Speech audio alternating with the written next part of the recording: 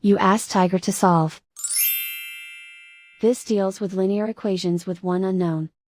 The final result is x equals 18. Let's solve it step by step. Group all x terms on the left side of the equation. Subtract 5x from both sides. Group like terms. Simplify the arithmetic.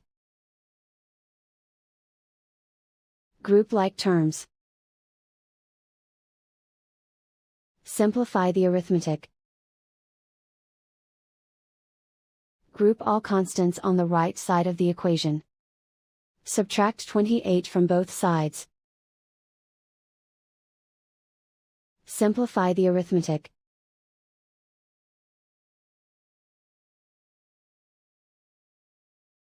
Isolate the x. Divide both sides by -2. Cancel out the negatives.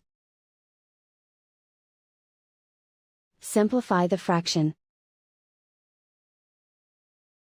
Cancel out the negatives.